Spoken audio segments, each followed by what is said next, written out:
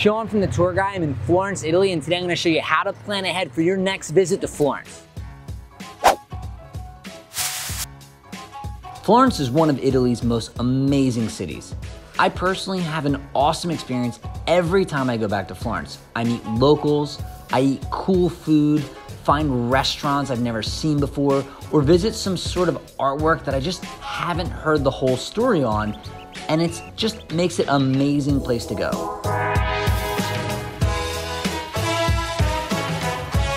We'll be covering all the ways you can get to this awesome city. We'll tell you what's the best time of year to go and a list of some of the best things to see while you're visiting. Florence is like a small city located in the heart of Tuscany in central Italy. It feels more like a village spread around the banks of the River Arno. This city is now populated with around 400,000 people, quite small for a huge attraction in Europe. Getting to Florence is pretty easy. Whether you're coming from abroad or planning to visit directly from another Italian city, Florence is easy to get to. From the airport. Florence has two main airports. Pisa Airport, which is titled Galileo Galilei Airport, which is about 1 hour away from Florence, and Peretola, which is like 20 minutes away from the city. Both are extremely well connected with trains, trams, taxis, and private transfers. You can find a link in the description below, which takes you to a blog that explains literally everything you need to know about getting to and from these main airports in Florence. Florence is a central city in Italy. It is connected really easily from Rome, Venice, and Milan by train. Those trains take anywhere from 1 hour and 40 minutes to up to 3 hours. Either way, you can get there extremely easily. And you end up right in the central train station of Florence, which is Santa Maria Novella. Things to see. There are so many cool things about Florence that you must see with your own eyes to believe it. And during some time periods, there's even more to see than usual. When to go. During the warm weather season, between May and September, you can enjoy traditional open-air dinners specific to the Mediterranean countries and many festivals that come to Florence during these months. However, be careful. During August, one of the hottest months of the year, many shops and businesses stay closed for up to 2 weeks due to Italians going away on their well-deserved summer vacation holidays outside the city on the coastline.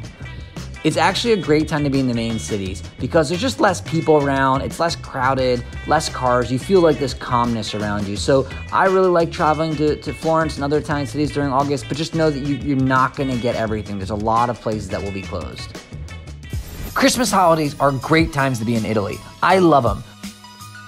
All the cities are lit up with lights and looking beautiful. I definitely recommend going during the Christmas holiday. It does get extremely busy. I know it feels like off-season because it's like the winter and it's cold, but it's just as busy as the summertime during the Christmas holiday.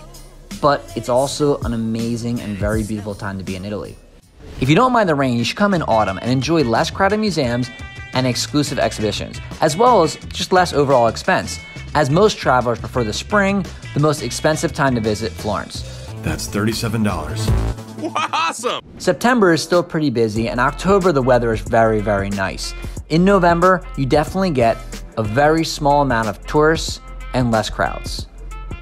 We have to be honest though, in the spring, Florence is really beautiful. It shines under the warm Italian sun. Don't forget that Florence is a city, not just a popular tourist attraction, which means that you can come here to shop any day of the year. If you come in the off-season, for example, during January, you will run into huge sales, or soldi, and grab some luxurious items and gifts for much less than during peak season. This soldi happens in January and July. We make informational videos with traveling tips and try to make your experience better with our tour guides. The best favor you can ever do us is to buy a tour. The second best is to subscribe. Things to do. By now, you must be wondering, what is there to do in Florence? Why do over 16 million tourists visit this small city each year? Well, it's the same reason we're getting a ton of requests for Florence content. There is so much to do and see.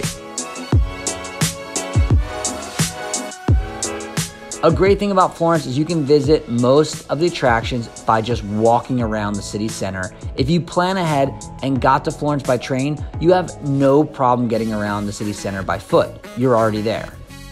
We've actually already explained how to walk around Florence by foot, so check out our Florence in a Day video for a simple way to maximize your experience of Florence, even if you're just there for the day. You can also find a really cool map sequence that includes like the distances between each place and how long it takes to get there and the landmarks. Feel free to take a look after this video is over. But let's talk about some other attractions that require you to plan ahead instead of just showing up and having your day ruined by a mile-long queue or even closed museum doors.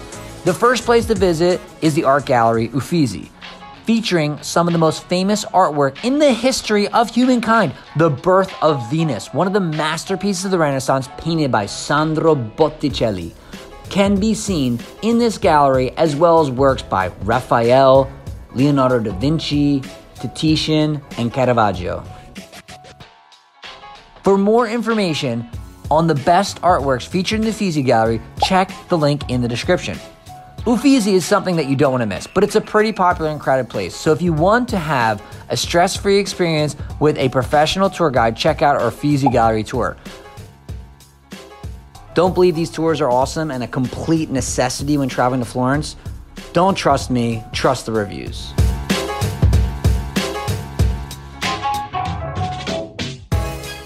The Uffizi Gallery is the most visited gallery in Florence, so showing up at the door won't work most of the time. Don't show up on Mondays either, because Uffizi will be closed along with many other museums in Florence. The second place that most people want to visit in Florence is the Accademia Gallery, where the original Michelangelo statue of David is presented to the public. Over 1.5 million people visit this gallery each year, and it's no surprise that it can get pretty hectic inside. We made a special video covering everything you need to know before going to visit Accademia and David for yourself. So check out this link and make sure RSVP your tickets on your own or through the tour guide's tour, which is an amazing option, by the way. If not, you'll probably get stuck in line waiting to get inside the gallery or not be able to get in at all. Doesn't that sound fun? No, thank you. Once you're done with the galleries, you may want to go and enjoy the historical landmarks of Florence from high ground. To do that, head across the Arno River to Piazzale Michelangelo for the most beautiful panoramic view of Florence. While you're already on the other side of the river, we also recommend visiting the Boboli Gardens, a popular, unique outdoor museum of Renaissance art. Here you can get some well-needed rest after exploring the city. You can enjoy the breeze in the midst of nature every day of the week. If you're more of a shopping person, you can find something to enjoy in the Oltre Arno. Oltre Arno basically means the other side of the Arno, which is the river like we spoke about. And this is where both Piazzale Michelangelo is and the Boboli Gardens. Oltre Arno is known as the best place for shopping in Florence for everything from jewelry to delicacies. You should definitely not miss crossing the magnificent Ponte Vecchio to reach Oltre Arno. But if you're like me, cool breezes and nature pales in comparison to good old Italian commerce. When visiting Florence, the heart of Tuscany, you shouldn't let yourself miss out on trying the awesome wine that comes from the vineyards that surround Florence.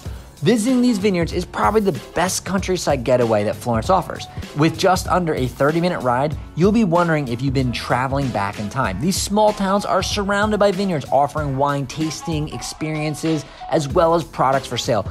You may even get some free samples if you let the owners know you're set on buying a bottle or two.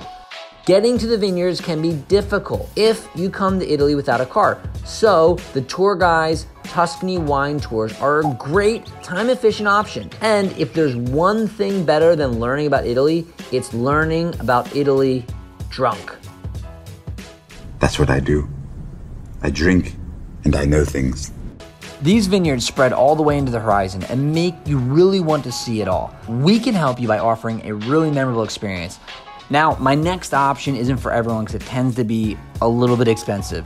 We actually have a helicopter tour that goes from Florence or Rome to the heart of Tuscany in a town called Montalcino.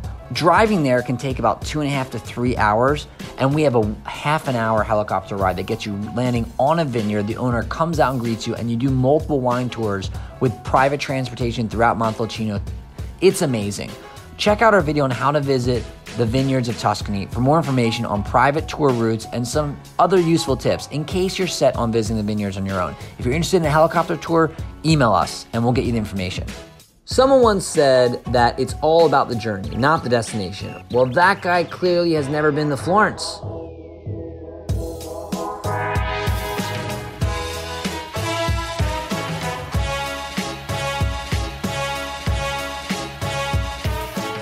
Now you're ready to start preparing for your visit to Florence.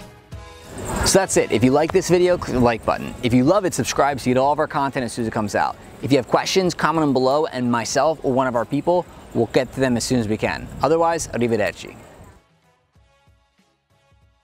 Florence for the day. Florence, why is that not right? Let's do that. This, it's gonna be good this one. Okay.